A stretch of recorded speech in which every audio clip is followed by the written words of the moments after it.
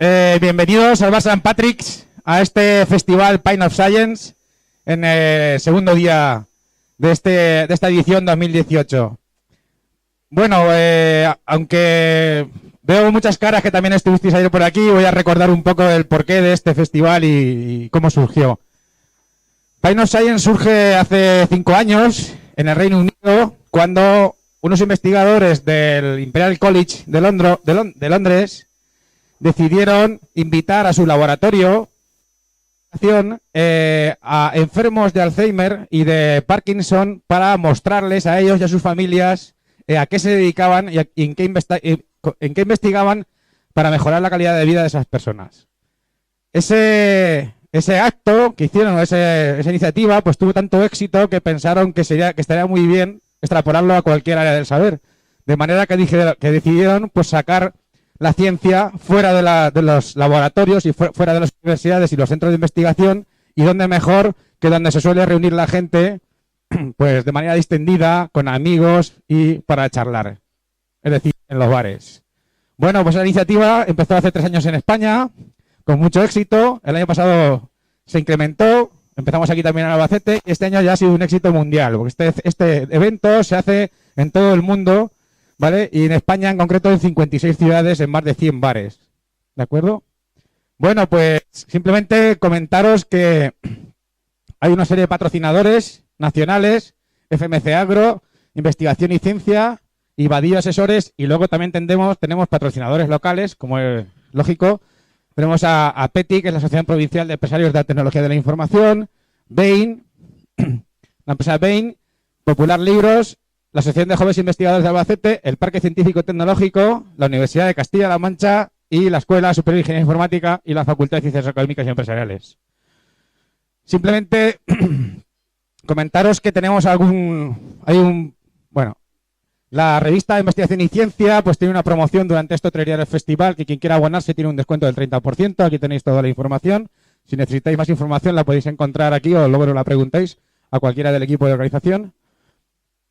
El reto Hunted, que sortean unas gafas de sol Good Life. Simplemente hay que hacerse una foto, bajar la aplicación, hacerse una foto con algún logo, algún logotipo, algo que vea que estamos en el Festival Pint of Science, y entras en el sorteo. También la empresa, bueno, no sé si lo han añadido. ¿Lo han añadido? Después, bueno. Aquí tenemos, al final, Fran, ¿no está? Bueno, luego lo ponemos en el descanso. Disculpa. Bueno, iba a presentar otra cosa de la empresa Bain, ahora os contarán ellos un poco, y el descanso lo recordaremos que también sortean unos cursos y un curso, ¿no? Un curso de formación. Y luego, bueno, hoy tenemos aquí, el tema de hoy es Mente Maravillosa, y contamos con Mariluz Congosto, que es investigadora en redes sociales, doctora por la Universidad Carlos III de Madrid, y Pablo Javier Vizcaíno, que es publicista y además profesor asociado de la Universidad de Castilla-La Mancha y de la Universidad Antonio de Nebrija. Yo no voy a enrollar más, voy a dar paso a ellos, que son los que saben de estas cosas y los que nos van a ilustrar. Muchas gracias.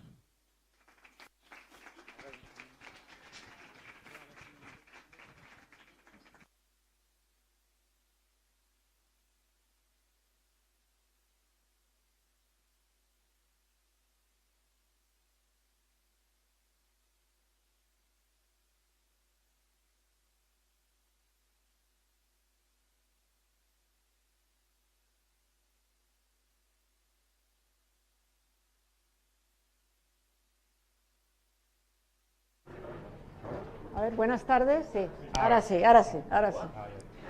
Bueno, muchas gracias por estar aquí, y vamos a ver unas cosas muy curiosas de los experimentos que yo hago sobre cómo son nuestras relaciones virtuales en Twitter. Tenemos una vida digital y una vida analógica. Si esta imagen la veréis en cualquier transporte público, tenemos ahí a una persona, un extraño, un alienígena, que es solamente analógico, pero dedicamos muchas horas a mirar nuestros móviles y a comunicarnos con personas y tener relaciones que son meramente virtuales. ¿Y dónde están estos mundos virtuales? Hay mundos virtuales que son genéricos, donde tenemos todo tipo de conversaciones y compartimos fotografías, textos, vídeos, muchas cosas. Tenemos en esa fila, que es lo generalista, Facebook, Google+ y Twitter. Luego hay otras redes que son más específicas de imágenes o de gráficos, otras profesionales como LinkedIn y luego la academia. Vamos a hablar de las dos más importantes en España, porque Google+ pues es Google Minus, no hay nadie dentro de ella. Entonces vamos a hablar de esas dos. Y si vemos, no todo el mundo en España está dentro de las redes sociales. Hay muy pocas estadísticas fiables, pero afortunadamente el CIS, cuando hay elecciones generales, hace una pregunta que sirve para saber cuánta gente está en redes sociales. Y como te lo da segregado por género, te lo da segregado por edad, pues se puede ver que hay una gran brecha digital, que en Facebook prácticamente todos los jóvenes están, pero solo menos de la mitad de las personas de más de 65 años. Y la brecha en Twitter es todavía mayor, aparte de que hay mucha menos gente, solamente el 10% de personas de más de 65 años están allí. Entonces, eso es importante para cualquier tipo de análisis que se hace porque no es una demografía uniforme, está muy sesgada hacia la juventud. ¿Y cómo funcionan estos mundos virtuales? Twitter es como el patio de vecinos. Cuando tú vas a un patio de vecinos, hablas y se entera la vecina de al lado, o sea, tú no hablas de cosas íntimas en el patio de vecinos, o sea, hablas con la vecina de enfrente o lo que dices, eso lo va a escuchar todo el mundo. Y es un recinto cerrado, o sea, es local, un patio de vecinos es pequeño.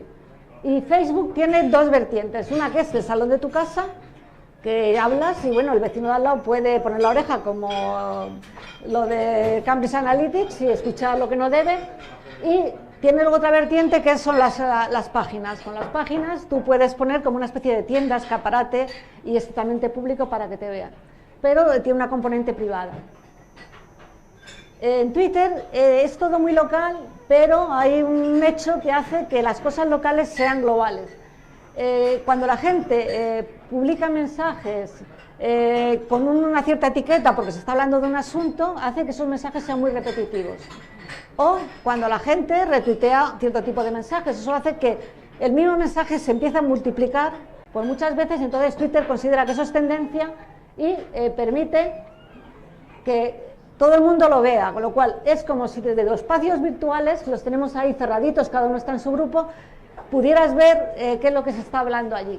Y además tiene un componente que la televisión se hace eco de lo que dice Twitter y la prensa también, con lo cual eso se amplifica, con lo cual pues nuestro mundo virtual pequeñito de patio se hace mucho más general. Para analizar los datos de Facebook tenemos un problema tremendo, que es que la información no es pública. Ya habéis visto el escándalo y que le puede costar el negocio, que la información es privada y hay que tener mucho cuidado con ella, no se puede analizar. Eso es para los investigadores un hándicap tremendo, pero es un mundo virtual que tiene muchísima gente, casi 2.000 millones de personas, no hay ningún país en el mundo que tenga tantos habitantes, los usuarios están perfectamente segmentados, en algunos viene hasta su orientación sexual, porque la gente lo pone, y se diferencia muy bien lo que es una entidad de una persona y se pueden sacar los datos con una API. Pero, claro, solamente se pueden analizar las fanpages, la información privada no se puede analizar. Twitter es un mundo mucho más pequeño, mucho más sesgado, pero los mensajes son públicos, con lo cual los investigadores ahí tenemos por lo menos un sitio donde poder mirar qué es lo que está pasando. Además, es mucho más ágil que Facebook. Cualquier cosa que ocurre en Twitter inmediatamente se mueve y se difunde. De hecho, la gente cuando ocurre algo ya no pone la tele ni escucha la radio, se va a su Twitter a ver qué ha pasado con este tema. Mide mucho el pulso de la actualidad, pero tiene grandes inconvenientes. Uno, que los usuarios no están segmentados, no sabemos si son hombres, mujeres, o jóvenes, viejos, dónde viven. El anonimato hace que no todo sean personas, hay personajes ficticios, hay fakes, hay muchísimo ruido, luego la gente ha cogido el truquillo y ya sabe cómo generar trending topic, con lo cual pues hay todo un poco falseado.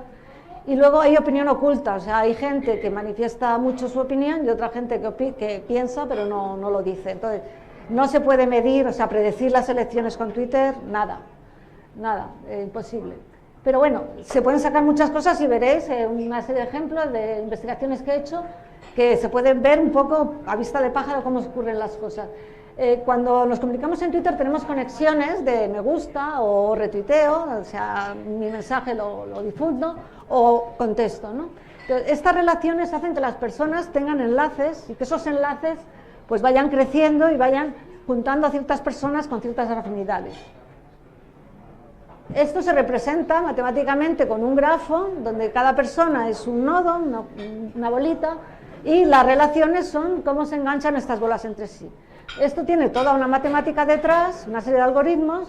Hay uno de ellos que es el de Muelles, que hace que cuando lo analizas, los que tienen más comunicaciones, más conexiones entre ellos se junten y los que tienen menos se separen, con lo cual se agrupa la gente afín y se separa la gente diferente. Y esto te permite pues ver un poco cómo funcionan las cosas.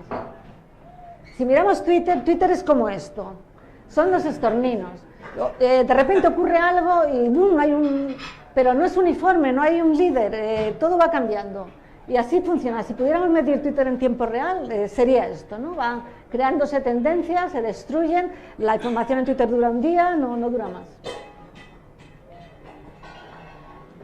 ¿Esto qué da? En Twitter hay las cámaras de eco que le llaman, que es que hay mucha endogamia. La gente retuitea, bueno, primero lee lo que está de acuerdo, sigue a gente con la que está de acuerdo, no tiene normalmente una visión plural, y retuitea con lo que está de acuerdo, con lo cual los grupos se definen claramente porque son grupos que no se comunican entre sí. Se pueden comentar unos a otros, pero lo que es difusión es totalmente endogámica.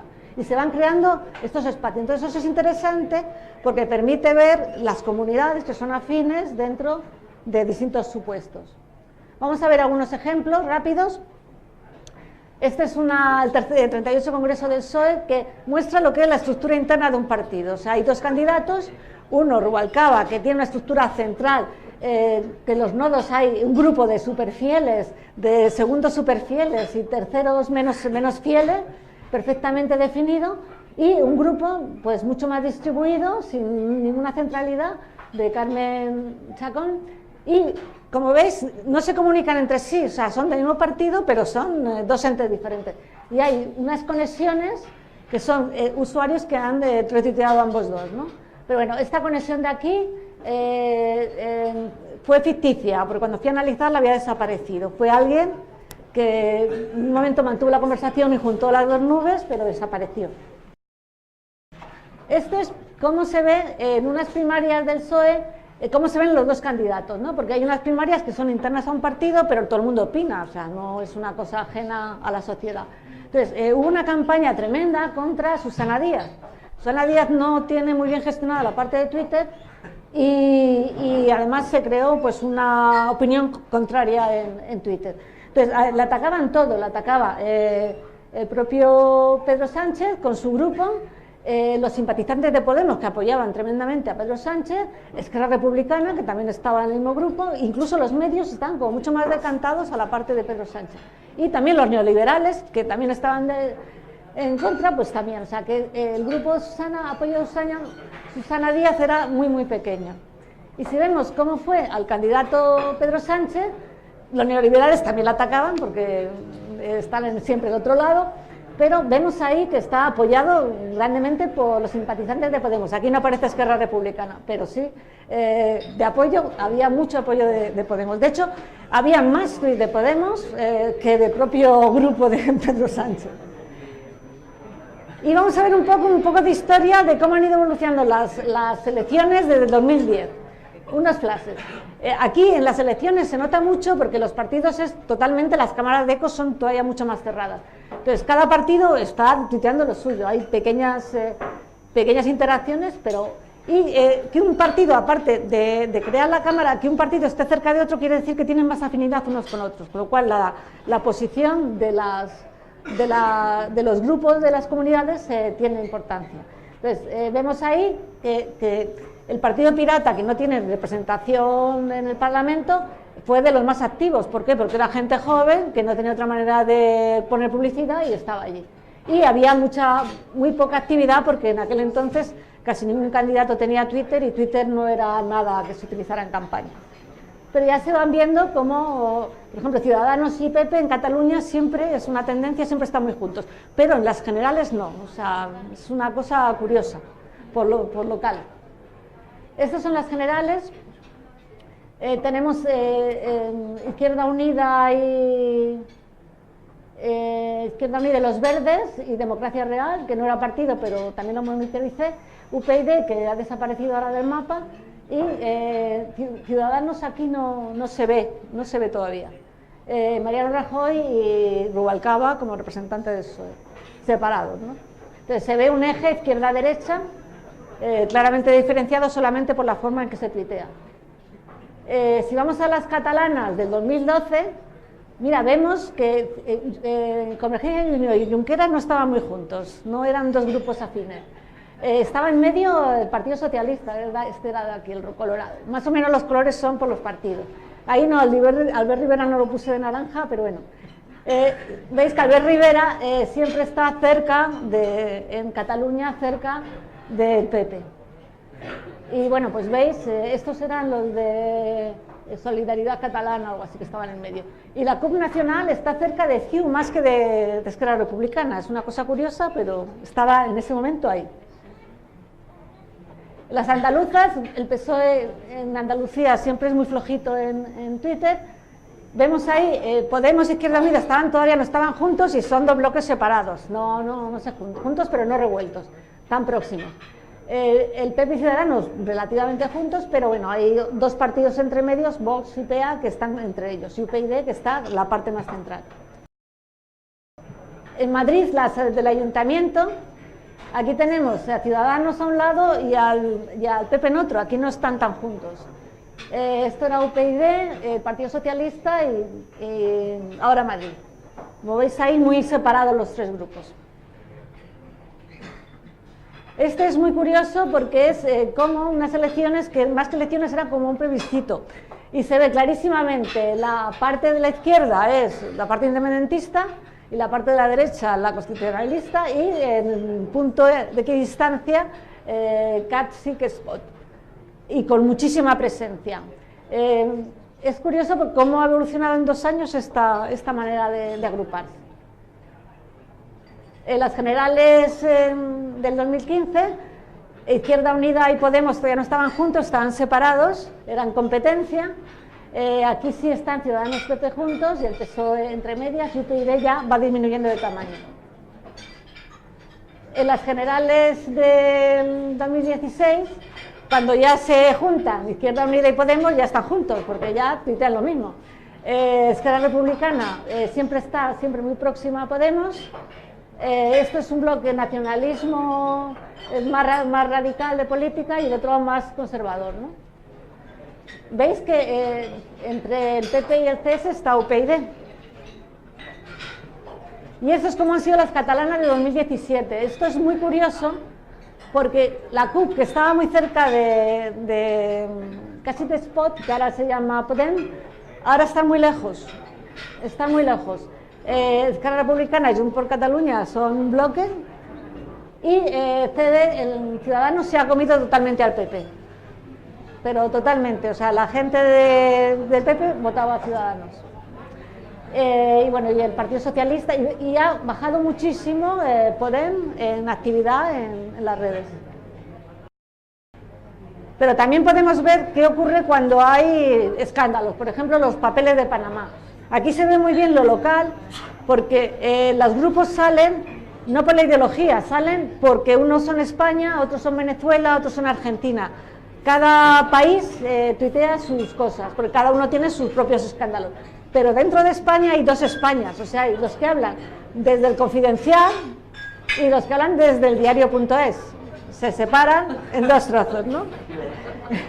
Y lo mismo en Venezuela, hay 2 Venezuelas, ¿no? Venezuela está todavía más separada, porque España tiene así un punto de unión, pero... Y esto también es curioso cómo son las polémicas. Cuando hay una polémica se forman como 2 bolas, 2 polos, que tienen algunas conexiones, pero son 2 polos separados.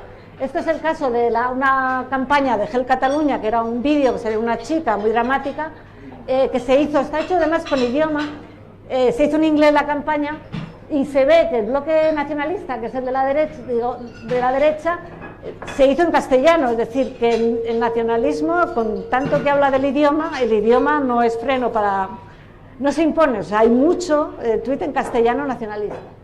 Y en el lado de la izquierda es lo que se opuso. Incluso fue mayor la gente que apoyó, que fue contraria a esa campaña, que la que difundió la campaña. Y no tuvo prácticamente relevancia internacional. O sea, fue una campaña internacional que se quedó en bronca nacional. Este es el caso curioso de Tabarnia. ¿Cómo nace Tabarnia? Nació el día 25 de diciembre, como el niño Jesús, porque consiguieron hacer los trending topics después de la comida del día de Navidad, que había poca actividad y se pusieron allí, fue trending topic, y cuando el concepto se hizo público, pues hizo mucha gracia y se multiplicó. Y como los independentistas ahí, que son muy activos y dominan normalmente, quedaron como muy flasheados y no supieron reaccionar, se quedaron poco pasmados. Y bueno, pues aparte de esto sirvió para ver, cuando se analizó, que Tabarnia todo decía que era de Foro Coches, que estaba todo manipulado, y no, fue una cosa que fue creciendo en 3 días hasta que consiguieron hacerse trending topic y explotó el concepto. Sirve para ver cuando algo es natural, cuando algo no es natural. Y esa es la última que os enseño, que es de una campaña que ha hecho La Fallarás. Ahora las mujeres estamos dominando las redes. Y era una campaña para denunciar agresiones sexuales. Entonces, ha sido una campaña inusual y yo creo que Cristina Fallarás ha roto moldes, porque una sola persona ha generado un trending topic nacional. O sea, ella estuvo tuiteando todo el día todos los mensajes de la gente que decía de agresiones sexuales, que confesaban agresiones sexuales de ellos o de conocidos. Y fue retuiteando, consiguió hacerse trending topic, y una vez que es trending topic, que todo el mundo se entera, ya sale fuera de las redes, ya es algo general y crece muchísimo. Como veis, todavía tenemos anticuéntalos, tenemos ahí los negros, los caballeros oscuros, que le quitaban hierro a todo este tipo de cosas. No existen. Y bueno, pues eso es lo que tenemos. Pero bueno, el grupo Procuéntalo mucho mayor. Y ya está, ¿para qué es? ¿Cualquier pregunta o después de las VIRS?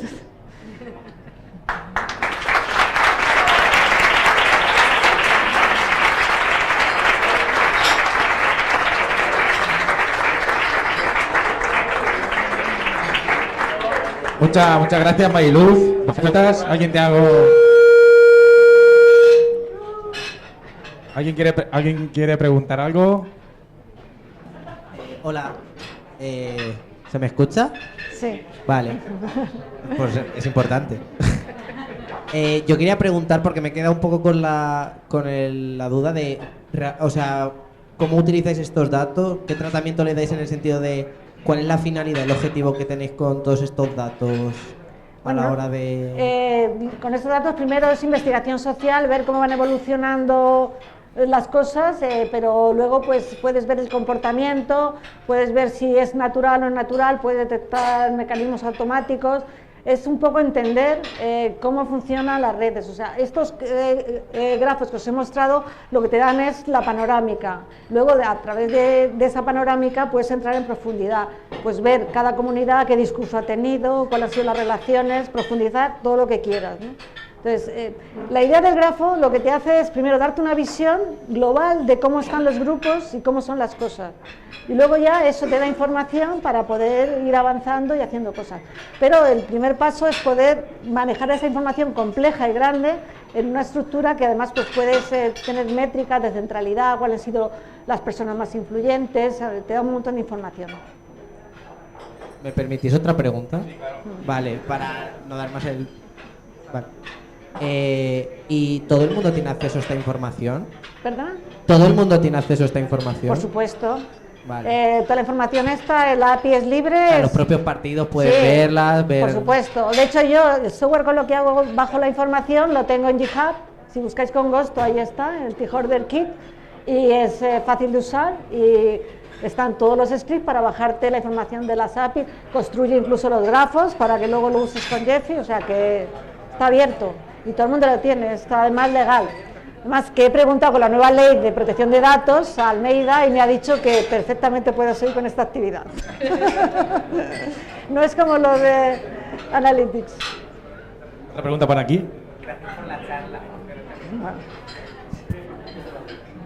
llamo Eduarda. No se oye. Aquí. No. Hola, me llamo Eduarda y mi pregunta es un poco más amplia, pero quería saber, en plan, yo tenía Twitter en 2010, ¿más? ¿Ah?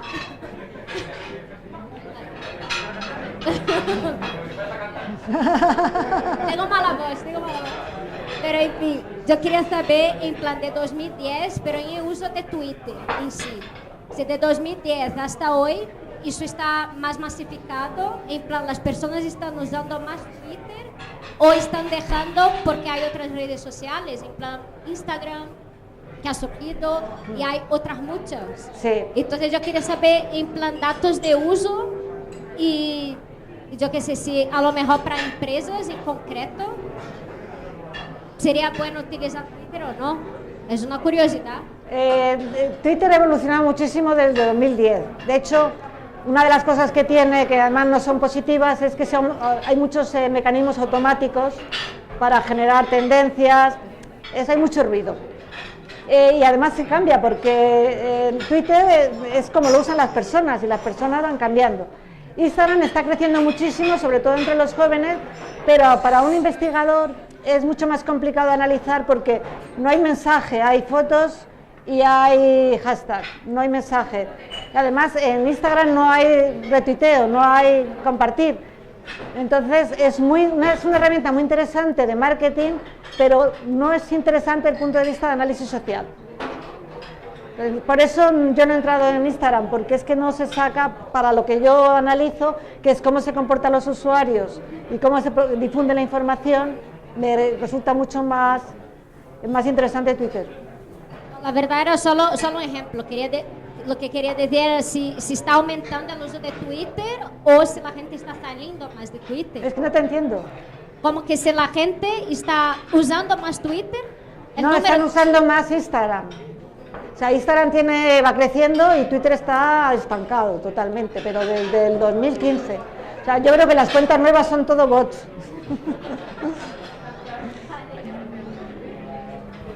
Gracias. ¿Alguna pregunta? ¿Hay tiempo de una pregunta más? Claro que sí. Mira, te quería preguntar. Sí. Te quería preguntar, ¿cómo te afecta los usuarios falsos en Twitter? Porque claro, cuando salen cosas muy controvertidas, se suelen crear la gente cuentas falsas, empiezan a publicar ahí para dar tralla y tal. ¿Cómo te afecta en la investigación? Pues es que lo primero que tienes que hacer para tener datos relevantes es quitar el ruido. Entonces, ahora hay una cosa, ahora estoy haciendo una investigación muy curiosa, y es que Twitter por primera vez ha empezado a suspender cuentas. Entonces, coges unos datos que tengan 2 meses de antigüedad y buscas los suspendidos y te encuentras... y eso va a ayudar a saber, porque claro, Twitter tiene más información para saber cuáles son cuentas falsas. La información que recogemos con la API no es completa, no tenemos las direcciones IP, ellos sí. Ellos tienen más información, entonces ellos sí son capaces de suspender a sus usuarios y eso es una información que te da. Con todo, la parte de detección de bots está en sus inicios, pero los bots son muy innovadores. Entonces, como ya hay una normativa de cuál es el patrón del bot, la cambian, lo cual es una lucha. Pero bueno, Twitter ha empezado ya a suspender cuentas, que no es poco, entonces con eso ya te vas viendo qué tipo de perfiles, haciendo un poco de ingeniería inversa, que estoy en ello. Muchas gracias. Por aquí Román también creo que quiere intervenir. Hola. Hola. Yo te quería preguntar... No hace falta micro. Te quería preguntar por el escándalo de Cambridge Analytica. Sí. Y la utilización que están haciendo las grandes empresas para poder incluso condicionar la opinión de los usuarios de Facebook y de Twitter. ¿Hay alguna red que cuando empiece a interesar a las grandes empresas, a las grandes multinacionales, a los grandes intereses, no va a estar siendo manipulada sin que nosotros lo sepamos? Cuanto más usuarios tienes, más goloso eres, y además si sabes totalmente segmentado la gente que tienes, Facebook tiene una información de un valor extraordinario que no la tiene nadie en el mundo, ni ningún gobierno. Entonces, la tentación de manipular es grande, pero es muy difícil porque es una empresa multinacional que no es de aquí, muy difícil que los gobiernos, y de hecho, si los gobiernos intervienen ya son dos, o sea, los manipuladores de un lado y los de otro, o sea, es que es muy complicado. Facebook, yo siempre digo que si tuviera la buena voluntad de que tú, en Twitter, tú puedes ver tu timeline como es, o decir que me lo des cocinado, puedes elegir, que te diera la información como es. Con que hiciera eso sería un acto de buena voluntad y quitaría mucha manipulación, porque la gente tendría la opción de ver, yo quiero ver la información como viene, o la quiero ver como me la cocina, pero ahí te la dan cocinada sí o sí. Entonces, no es de fiar. Yo de Facebook me he borrado. No me he borrado, pero no lo uso, porque considero que es una red perjudicial. Bueno, ¿alguna pregunta más? ¿Alguien más quiere intervenir? ¿No? Yo sí te voy a hacer una pregunta. Sabes que algunos tuits han creado mucha controversia y de hecho han hecho algunas decisiones judiciales y Sí. ha habido condenas, Sí. incluso a gente, ¿no? por ciertos tweets que ha enviado y tal. Sí. Entonces, me gustaría saber tu opinión. ¿Tú qué opinas de esto? ¿Crees que un tweet se debe o se puede utilizar para tomar una decisión judicial? Es que es, ¿Sí o no? es una prueba, pero es lo mismo que las canciones de los raperos, o sea, es el límite no es el tweet, es el límite que ponen la libertad de expresión. Que hay unas leyes y el tweet es una prueba. Hay como mucho vacío legal, ¿no? En todo esto de las Claro. redes sociales. Claro, si tú claro, una de las cosas que la gente no tiene cuidado es que hay una prueba escrita de algo que tú puedes decir en cualquier lado y no pasa nada, pero dejas prueba escrita. Como hay leyes y las leyes son adversas, lo que habría que es poner las leyes bien. Eso es una prueba y un tuit es una prueba. Pero igual que es una prueba una canción o es un artículo que publicas. O sea, al final la gente tiene que medir el riesgo. Y el problema no es que tuitees el medio, sino es la ley, que penaliza ciertas cosas. Lo otro es un medio nada más. Pues muchas gracias de nuevo, un aplauso por favor para Mariluz.